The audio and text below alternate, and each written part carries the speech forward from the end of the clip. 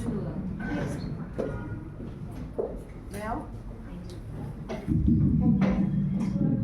Yes. It shouldn't be a one-way interaction.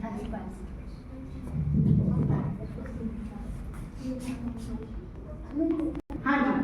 Good afternoon, ma'am. Yeah. Ma'am, my name is Rahman this side. I really love this session. But I have this question that earlier this seemed to be fear of educated women, but later on this turned to a notion that women need to be educated to this basic or useful level, according to the convenience of men, of course. Yeah. So what do you think led to this transition in the perception? Well, it had to do some with the idea of a companionate marriage. Some idea that the men were also changing as a consequence of it. Let's say, not all men will think like that.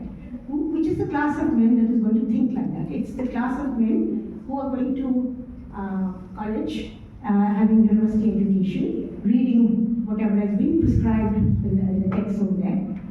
They are also struck by the fact that they feel oppressed.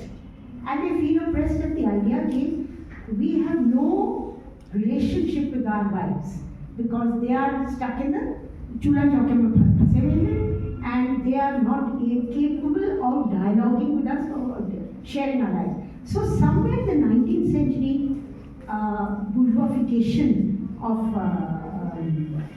social relations starts to establish a new norm. And men begin to say, मैं इसके साथ नहीं रह सकता, ये तो पत्थर की तरह से, उसका दिमाग, like first they ban you from studying, and then when they are stuck over there, they are, because not everyone is like Rasa Sundari Devi who teaches herself. Basically they are, and in Maharashtra it was very powerful. You padhoge then you will become a widow. Widow is the worst thing that you can be in the 19th century, you know. So they actually scare you. So cheat करके भी तुम पढ़ना नहीं सीखो, and if you do, you pretend that you don't know how to read, you know. So it's now as times change, the idea of men today, women are being encouraged to go to not only go to school and college, but also be technically trained, get jobs, because you can't survive on one income. Double income is a necessity in see, it's not like the 19th century where you may have had other kinds of property and whatever. So it's very, what my point is, it's very instrumental. It is not about what women want. It's about what we think you should have. And that much will give you. And everyone will collaborate on that, you know, मतलब माँ बाप सब शामिल हो जाएंगे, everyone, because advantage is actually derived from whatever it is. Party में जा करके कैसे तुमको how do you have to behave in a party? You will be put through etiquette classes, you know, behavior classes and so on. It's really, and Bengal is full of this writing. मतलब बहुत सारा writing है on how women are shaped to be pliable subjects. They have to be pliable subjects, you know, at the end of the day. And the most famous case is actually Rana Day. The great Rana Day, M.G. Rana Day, supposed to be a very good judge and all the rest of it. He was controlling his wife's education completely, you know. He married, he lost his first wife. Then he had to marry, everyone has to marry because you have to, पीले तो ज़रूरी होती है. And so this girl is brought into the family, she's married, she's 10 or whatever it is. He starts out teaching her, and he starts teaching her the alphabet. And he proceeds, but he goes to a point where he says, he's controlling what she's reading. So he doesn't let her read Phule. Phule is also writing at that time, but he doesn't let her read Phule. He controls the reading that she's doing. So it's all right, you might read Miranda, Shakespeare, but you won't read, you know, Many Wives or whatever it is, I suppose. You know, I mean, there are things that you would not encourage your wife. So in some ways, it's very instrumental. So fight for studying and for being educated on your own terms, because you are entitled to it. Because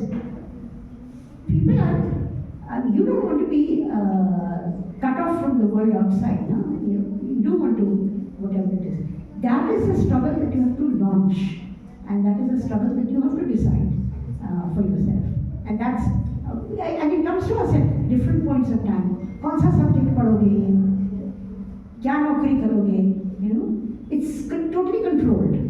And if it doesn't conform to the dynamics of joint families or the new family also, it's a bit whatever it is. Even mothers-in-law and fathers-in-law will come now and live with the new couple because the new couple needs to go to work to get those incomes. And so it's entirely, what do you call it? It's instrumental. It's instrumental. If you use that to become an independent thinker, then you might be getting into trouble. And that's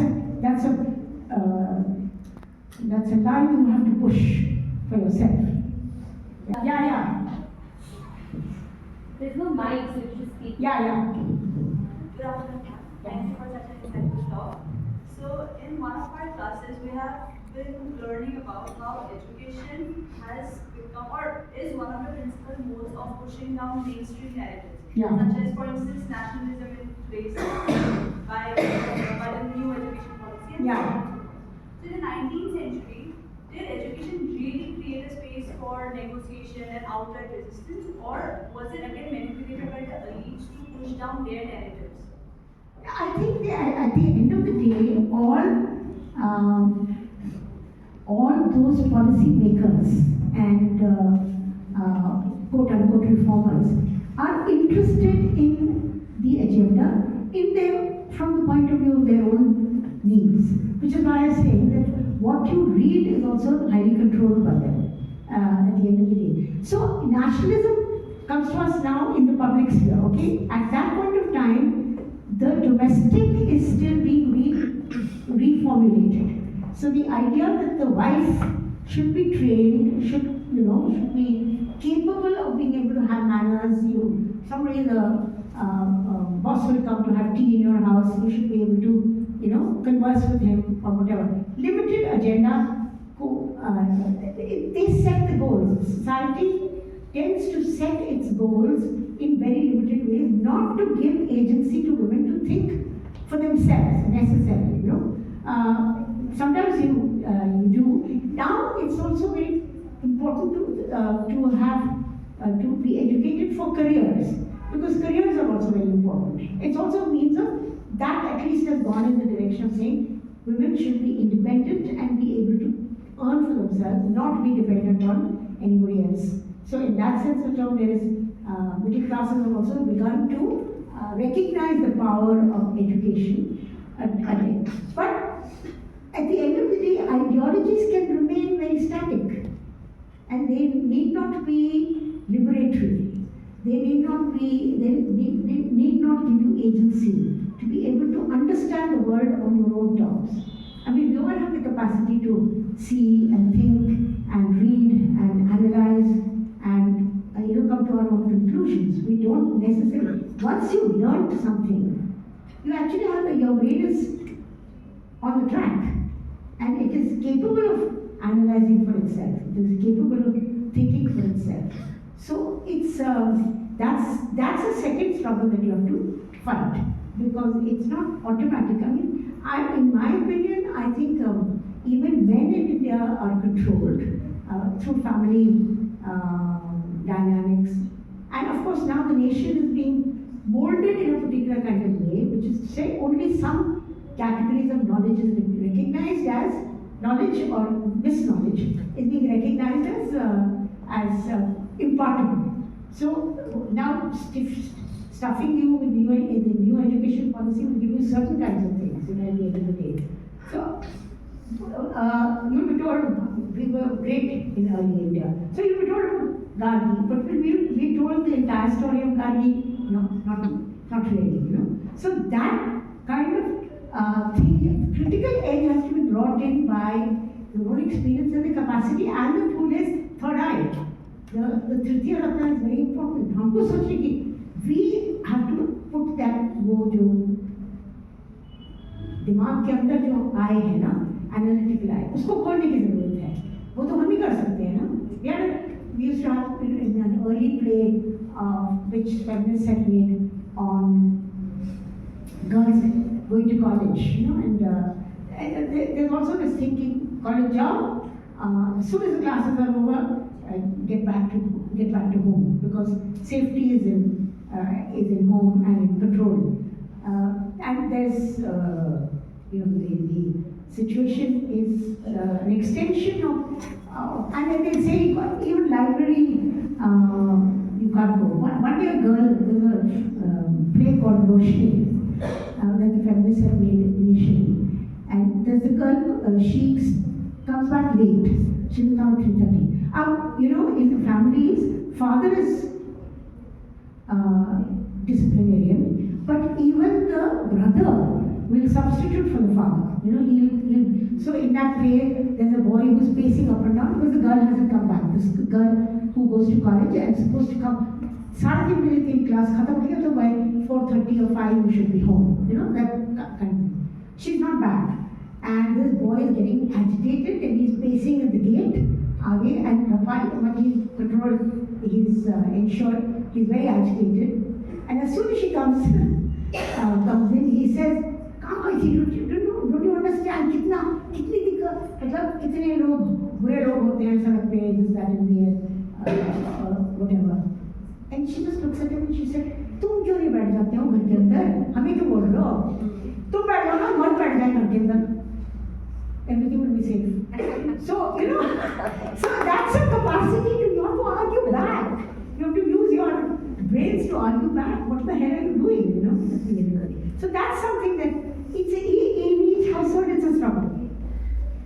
In each person it's a struggle, and it's very individual.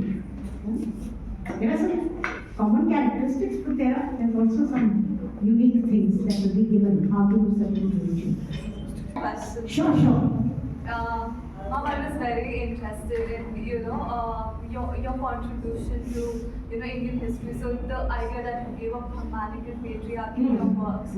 So I was wondering if you could throw light on the fact that how this force of Brahmanical Patriarchy has changed at a time when Savitri by Phule and all these people were studying versus you in the 20th century studying and we as scholars in 21st century. How has these forces changed over time? Or have they changed? Exactly. Well, it has changed for some people for sure. Those who are standing in opposition, it changes for them, no? Because they are not absorbing knowledge in a mechanical way. Knowledge is meant to create the analysis, to open you up to the analysis. So it's very important to do that. Now, how did I'm glad that Maya mentioned the activism. It's my activism that led to the thinking on the Brahmanical Patriarchy, because I was responding to the Mandal agitation. Now the Mandal agitation was all over the campus. I mean, this is 1990, early 89, 90, I think. So there's this new ordinance that VP Singh brings in, and he said he's opening up the administrative services to the OBCs. You know that the class composition has changed dramatically across Delhi University because there is a quota for the OBC students. So you have a different kind of student community which is also coming in. So, history is all about what's happening and what you manage to create at a given point in time. But what was striking to me was that, some people came out and protested, and girls from the South Delhi colleges, I have to say, are the ones who came out and protested. And they had a placard which said, "We don't want unemployed husbands." What is that? We don't want unemployed husbands. So what is this? Now everyone laughs and says, is it about them not getting those jobs? Or is it what is it about? It's about your potential husbands not getting those jobs. है ना? किस है? I always borrow this fatta. It's a real fatta. I said, I would say, ये जो audience VP Singh लाए थे, उसमें तो यही कहा था ना कि किसको नौकरियां मिलेंगी, किसको नहीं मिलेंगी. उसने ये तो नहीं कहा था कि कौन किससे शादी करेगा. वो ऑडियंस कहाँ से आया? Why can't you marry those OBC boys, यार? Your OBC boys and Dalit boys or whatever it is. No, because वो तो शादी होगी तो जहाँ मैं बोलूँगा ना, बाप माँ का परिवार कुन्ना will say वहाँ शादी करनी है, because it has to be within. That's how you reproduce caste. It will never break. हमारे देश में तो कभी नहीं आएगा. और तुम you decide to do something so kind, and if the family is traditional, they'll beat you up, they'll lock you up, they'll do all sorts of things. How many fact findings we had to go and do, for intercaste marriages? Even that we had to do. So we are actually, so how is our analysis coming? It's not coming from just, hanging in the air. It has to come from life. It has to come from your world. It has to come from your community, from your location in whatever it is. And not everyone is going to think that there's anything wrong with that. No? Because if I'm a good girl, I should marry when my father tells me to marry.